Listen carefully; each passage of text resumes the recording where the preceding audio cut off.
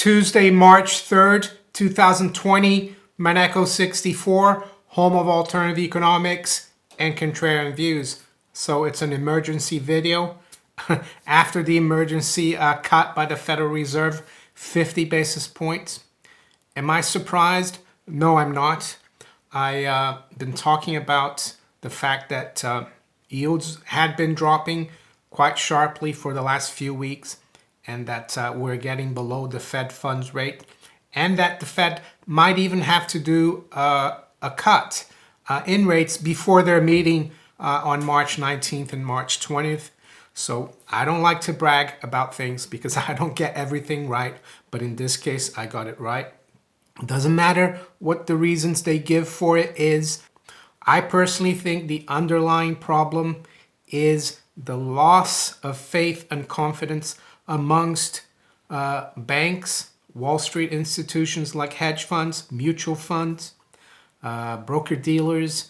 That's what's going on, and it started last September when the repo rate, the overnight repo, spiked to 10%. The Federal Reserve has been trying to calm that market down. They said they're going to wean the market off by April this year. But if you look at the repo operations today, there's a huge demand from the market for Fed help. I'll go over it in a second. Of course, you look at the FT, all the mainstream media, they're saying the Fed cut as an emergency because of the crisis that we're having, the health crisis, so to speak.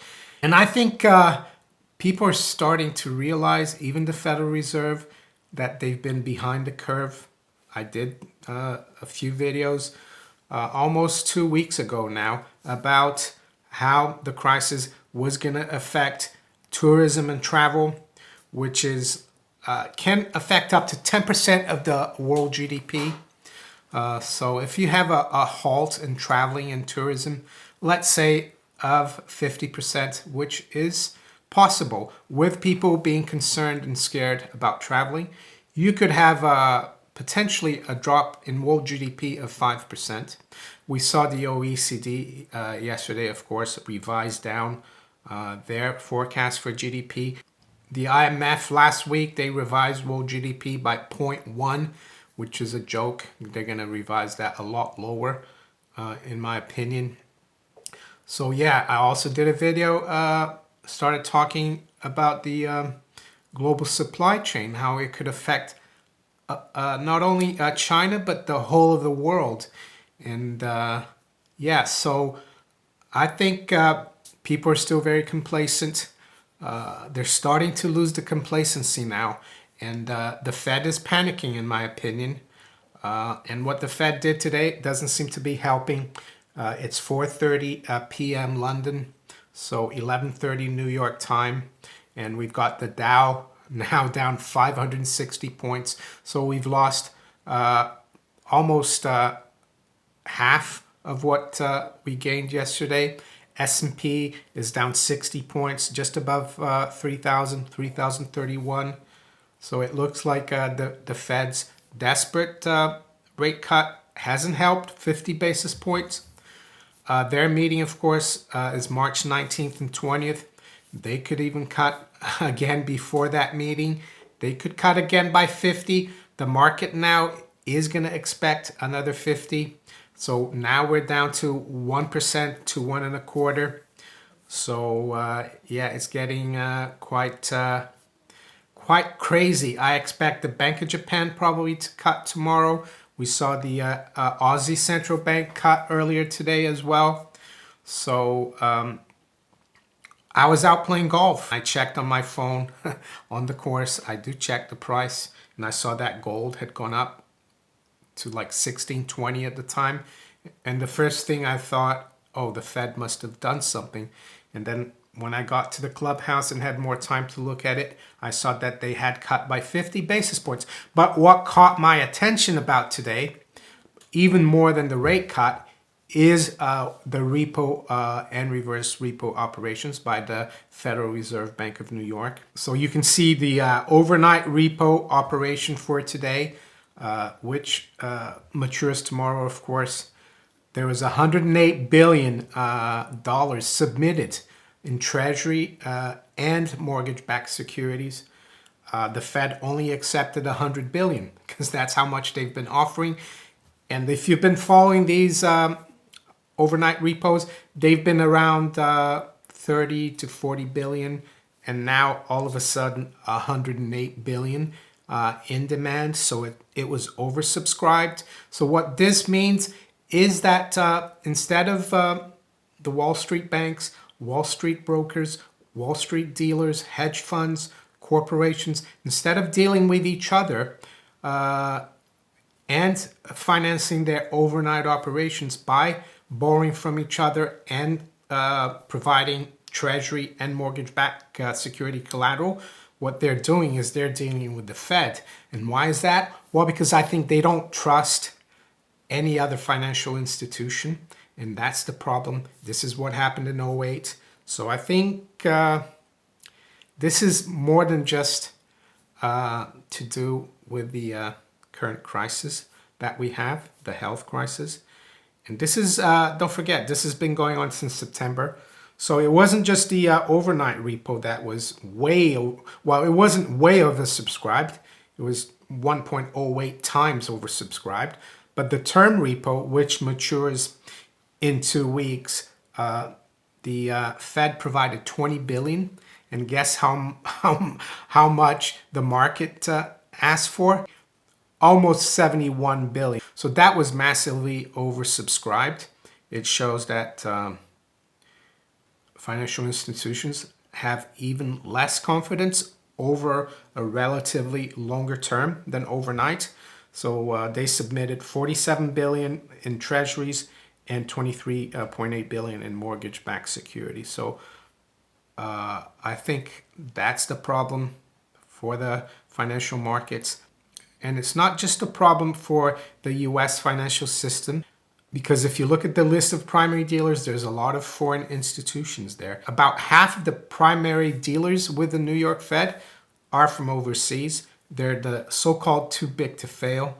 So I think there's a real problem out there in the system, the whole financial system. And the analogy is not pretty that I'm going to use, but I would say the central banks are pissing into the wind, a gale force wind, and it's not going to help. I've been warning people, of course, for years, and more recently, that they need to have some kind of protection outside the system. Billy has got his silver bar there. You know, Billy is a silver bug. That's why he's always so calm, Billy. He's got silver. And gold as well, of course, stacking gold and silver outside the system. That's a very good protection. Am I saying you need to get out completely of the system? A lot of you have 401ks in the US or ISAs in the UK.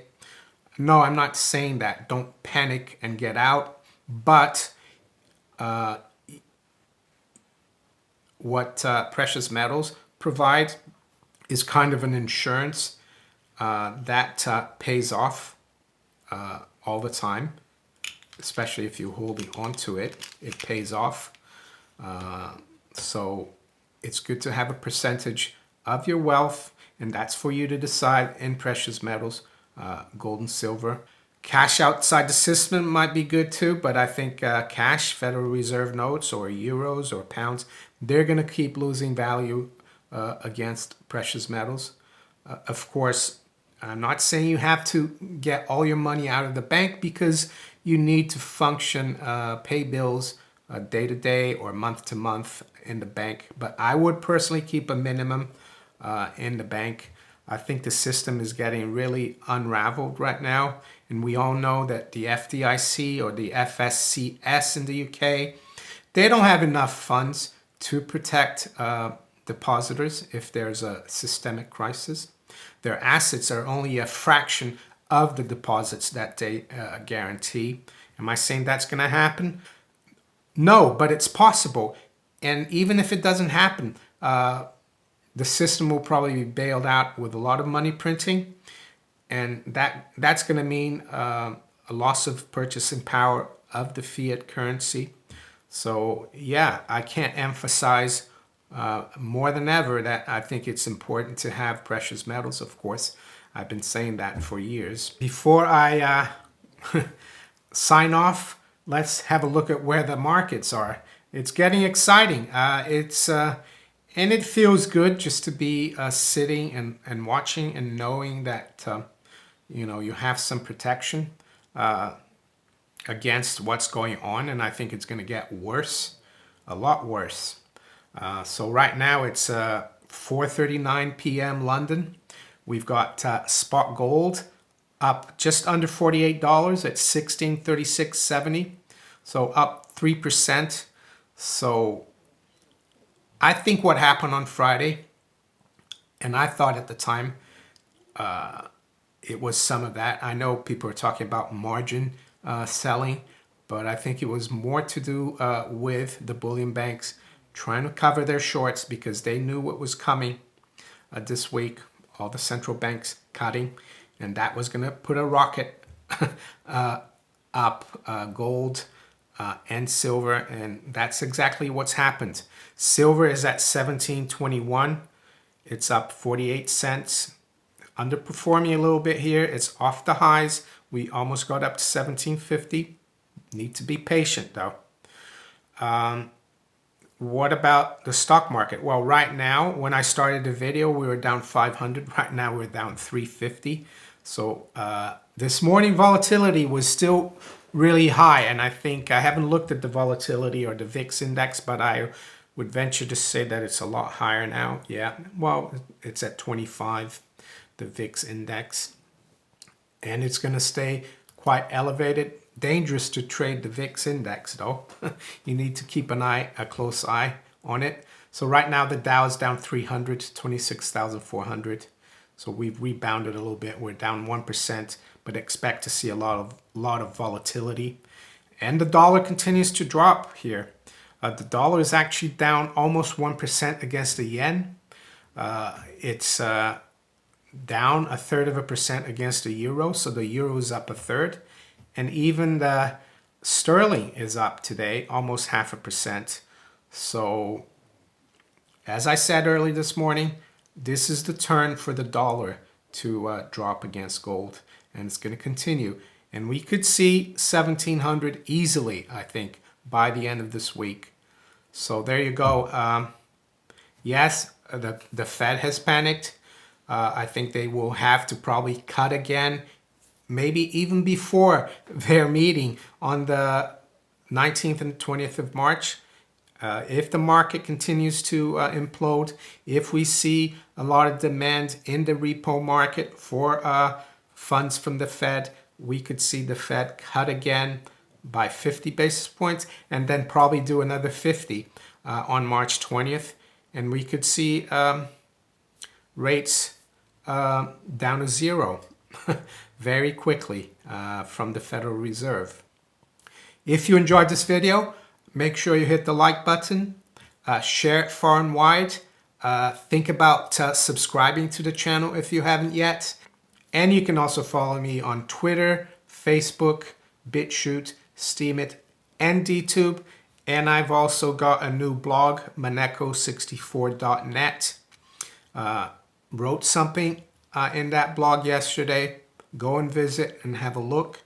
I'll be writing articles, hopefully fairly regularly. So I wish you all a great rest of the day. Let's keep an eye on these markets. It's going to get wilder and wilder, in my opinion. And take care. Bye.